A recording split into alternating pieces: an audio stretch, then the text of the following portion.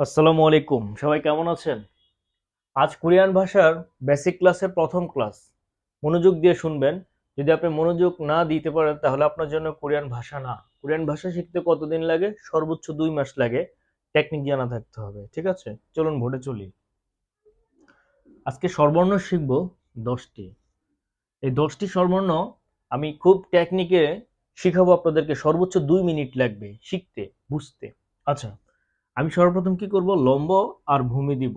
এই লম্ব আর ভূমির মধ্যে এই 10টি বাক্য, এই 10টি শব্দ শেষ ওয়ার্ড, ঠিক আছে? এই 10টি ওয়ার্ড শেষ হয়ে যাবে। কিভাবে? চলেন আমি আপনাদেরকে টেকনিকটা শিখিয়ে দিচ্ছি।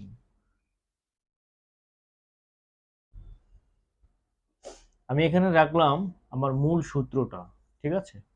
আচ্ছা, 1 2 3 4। কি বলেছিলাম? এই লম্ব, আমি নিলাম এই লম্বটাকে, একটা দিলাম এদিকে, হয়ে গেল আ। আরেকটা দিলাম, আবারও হয়ে গেল আ। এটাও আ, এটাও আ। তাহলে কি দাঁড়ালো? এখানে আমি দুইটা দিলাম, দুইটা দিলে এই দুইটা দাগের জন্য মূল যে শব্দটা ছিল, শব্দ তো ছিল আগে, তো আমাদের ছিল এটা আ। এটা দেওয়ার কারণে রশ্মি হবে ইয়া। কি হলো? তাহলে আ ইয়া। এখানে দিলাম, এটা হবে অ।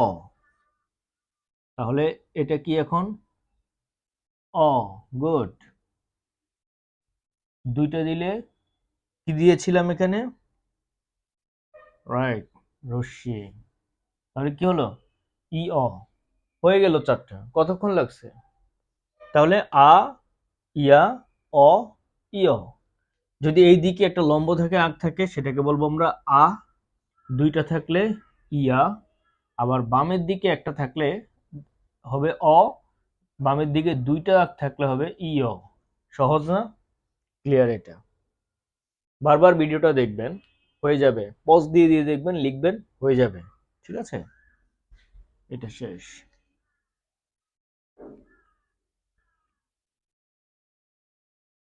আমি এখানে ছোট করে লিখে রাখি আ, ইয়া, অ, ইয়। ঠিক আছে? এই 4টা। এখন আমি ভূমি নিব, 4টা ভূমি। ওকে, একদম সহজ, কঠিন কিছু না। বাংলা যেমন আমি ভাত খাই, কোরিয়ান ভাষাও গ্রামারের ইংলিশের মতো না যে, আচ্ছা এগুলো নিয়ে পরে আলোচনা করব। একদম সহজ। যেমন যদি আমি ভাত খাই, বাংলাটারে যদি বলি, ইংলিশটা যদি আই ইট রাইস, আর বাংলা বলে যদি বাংলার মতন বলি, তাহলে হবে কি? I rice eat. কোরিয়ান ভাষাও ওরকমই। হ্যাঁ, ভাব মগ শিপ্পয়, ভাব মগয়। আচ্ছা, জানুন ভাব মগয়। আচ্ছা, অ, এটা হচ্ছে ও, এটাও ছিল ও। ঠিক আছে? তাহলে কি দাঁড়ালো? ও, ও। এটা দিলাম, হয়ে গেল ই ও। বলেছিলাম দুইটা থাকলে তার মূল শব্দের আগে রশ্মি বসবে। ঠিক আছে? বোঝা যাচ্ছে? আচ্ছা, এটা হলো উ, অথবা এইটা উ, উ। ঠিক আছে? এখন এটা কি? উ। বোঝা যাচ্ছে এটা? হ্যাঁ। তাহলে আমি যদি আরেকটা দেই, তাহলে শর্ত হচ্ছে রশ্মি দিতে হবে। তাহলে কি হলো? ও, ই ও, উ, ইউ। মানে আপনি বাংলা ইংলিশে যদি ইউ মনে রাখেন, তাহলে এটা হবে ইউ, অথবা ওয়াই ও ইউ। তুমি এটা মনে রাখলে হবে, অথবা এটা মনে রাখলে হবে ইউ। সহজ না? আর আছে কয়টা? 2টা। সেটা কিভাবে? সহজ।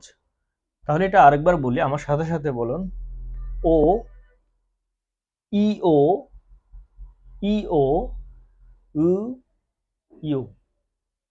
ক্লিয়ার? হয়ে গেল আমাদের 8টা।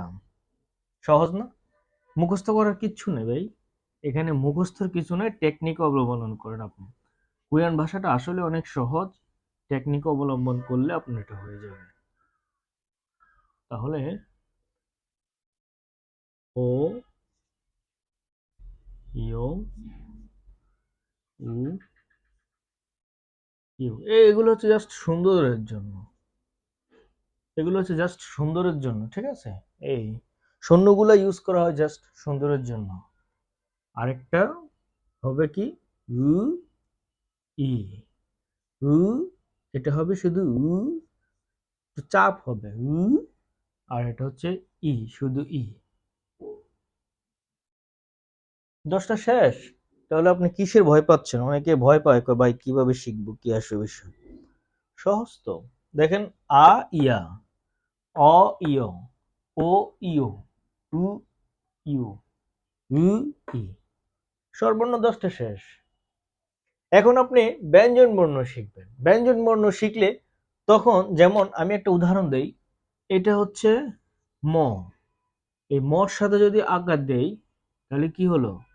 ম আকার মা। এখন আপনি এটাকে যে ম বলে, আপনাকে তো এটা জানতে হবে, এটা যে আকার এটা তো জানতে হবে। এটা জানলেই না আপনি বলতে পারবেন এটা মা, নাকি? তাহলে কত সহজ হয়ে গেল না? একদম সহজ। আ ইয়া, অ ইয়, ও ইয়, উ ইউ, একদম সহজ, ভয় নাই। আচ্ছা, আজকের ক্লাসে আমরা শুধু স্বরবর্ণ 10টি শিখব।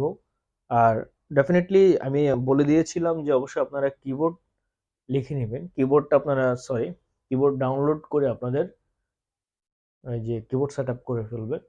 এখন থেকে আপনি বাংলায়ও যদি কোনো কিছু জানেন, যেমন আপনার বন্ধুকে যদি বলেন যে আমি আসতেছি, কোরিয়ান ভাষায় লিখবেন আমি আসতেছি, আমি আসতেছি, এইভাবে লিখবেন। তখন কি হবে? আপনার এই বর্ণগুলো শিখা হয়ে যাবে, ঠিক আছে? এই বর্ণগুলো আপনার শিখা হয়ে যাবে।